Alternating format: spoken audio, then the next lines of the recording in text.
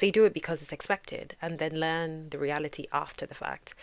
Emma's sister saying that she doesn't regret children but would do things differently if she went back doesn't inherently mean that she's a terrible mother.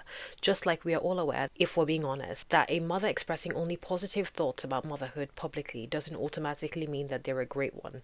Her children aren't going to base her parenting on a comment she made on a reality show. They're going to base it on how she treated them and how she raised them.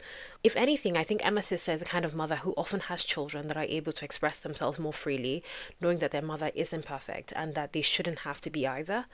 As the child of someone who was willing to be honest with me, I couldn't have more respect for my mother if I tried. She was honest without being cruel, she was frank while being mindful, but most importantly, she was accountable for her own actions whilst acknowledging that she was susceptible to expectations. I can hold my mother's flaws and measure them against her triumphs and conclude that she is in fact that girl. As a result, I've realized that I much prefer my honest mum, and in hindsight, that I've never felt the need to be the perfect child and to perform so that I don't disappoint her. I don't even know if it was intentional from her side.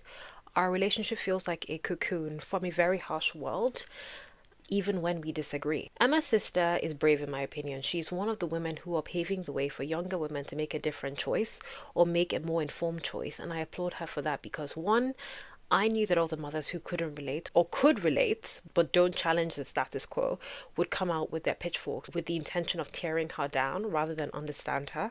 Two, I know there will be women out there who are mothers that will breathe a sigh of relief about someone having the courage to express what they don't feel like they have the right to express. And three, there will be a woman out there who hasn't committed to motherhood that will take what she said and truly think about whether or not it's something that she really wants to do. And that makes all the difference in the world. People who hold space for others rather than shove them into a box predetermined for them, or people who have these regretful thoughts, but rather than warn others, want them to suffer the same way. Women like Emma's sister have walked so that we can run, and we wouldn't be sitting here having these conversations were it not for people like her. You may not have appreciated her words or where she expressed them, but they're extremely valid all the same.